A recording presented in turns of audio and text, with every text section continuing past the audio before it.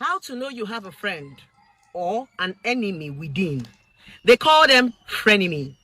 A lot of you have so many enemies and call them friends because you don't know what to look out for. You don't know how to identify them. I will teach you.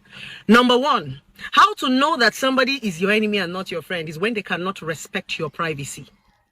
That person that is always asking you about your private life, that thing you don't want to talk about, that thing they know that is private to you.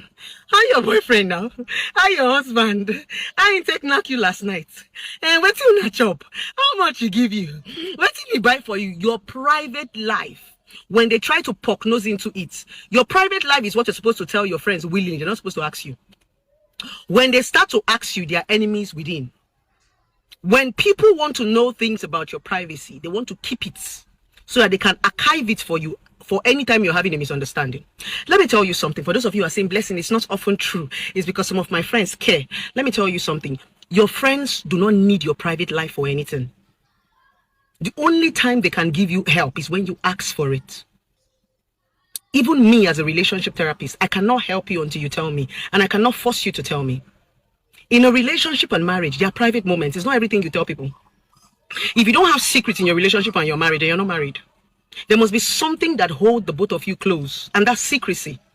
That's the reason why it looks as if when marriage scatter, everybody begin talk waiting they don't do for inside house. What makes marriage and relationships scattered are the things that we share, the things we don't want to tell anybody. So if you have that friend that always wants you to share the things that you do in private, they're not your friend, they're your enemies, because they don't need that information for anything. There's some information that people don't need, and things that happen in your privacy are information people don't need. Yes. So pay attention to that friend that is always poke-nosing into affairs that is not their business. Hey, waiting they happen. Your wife, uncle, waiting your wife where? They are not friends, they are frenemies. All those information they are gathering are information that they want to use to persecute you when there is a misunderstanding. They will keep that information so that they can insult you immediately there's a small fight. That's why they need all those private information, because what hurts you the most when people have misunderstanding with you is when they throw the things that you told them privately publicly. That's what breaks your heart with friendship. When friendships scatter, we'll go begin talk waiting with gist. So learn to keep your private moment to yourself. If you must tell your friends things about your privacy, let it be something you want to say willingly, not that they are asking you and waiting they happen, waiting your husband they do you, how much your husband give you, waiting. That is not their business. There's a difference between conversation and gossip. So if you have that friend that is always blah, blah, blah, blah, blah, blah, blah, those ones are not friends, they are frenemies. Number two, that friend that cannot correct you. Anybody that cannot correct you will gossip with you. What is the best of gossip? It's lack of correction. When you cannot look somebody in the face and tell them the truth, you say it at their back. Talking behind you is gossip. The things that they do not have the guts to say in front of you. Oftentimes, gossip is true. The reason why gossip can be so annoying, and sometimes it could be more annoying when it's coming from people you love, is like you'll be asking yourself, why did you not tell me? We left the same house together. We stayed together. We are friends. We gisted. So any friend that cannot correct you, that cannot tell you, baby, this one way you do no good, oh. This one way you do no good, does not like you. They are gossips. And that's why you see that most of your friends gossip about you. It's because they cannot correct you. So those things that they want to say in front of you, they go say it behind you.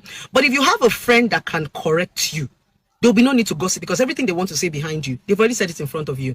Even you say, be open to correction. If you are that friend that don't like people to correct you, be open to correction. The real meaning of friendship are people who can see your flaws and tell you, baby girl, you fuck up for this side. Baby boy, you fuck up for this side. If you don't have people who can correct you, then you're a bad person. You should have people who can look up to you, your wife, your friends, your mother. There should be people that can talk to you. If you are the kind of person that does not listen to anybody, then you go wound, you go enter wahala. Somebody should be bold enough to look at you. It's love. It takes someone that loves you to actually see your flaws and correct you. Trust me, if you don't love people, you know, go send them. What even enables you correct somebody's love? You don't want to see the person. You cannot, just like your child. You feel they watch another person picking, they do anything, you know, go talk. But when you reach your own picking, you go shout. That is love. So do not ever see correction as a bad thing if you are friends with somebody. In fact, you should value people who have the audacity to correct you, to tell you that, no, this one way you do, no good. So always value friends that can correct you. Number three, friends that don't share their pain, their secrets, and their love life, they are enemies. They are like tape recorders. They will sit down and be listening to you and be laughing. You go to talk. What makes us friends is the ability to share. It's not the ability for me to talk. We are sharing. We are not the one talking. Because if I'm talking, you are just recording, waiting for one time we quarrel go day. You need to share your pain and I share my pain. You share your secret, I share my secret. That's what makes us friends. We share something in common. It's not that I'm the talkative. So when you have that friend that you're always the one doing the talking, every time you do run your mouth, radio without battery, you don't tell her waiting your husband do you. You don't tell her how your husband do you. You don't tell her waiting your husband give you. But she never says anything. Run from such friends. They are enemies. You need to pay attention to these things because friends don't show a lot of people pepper.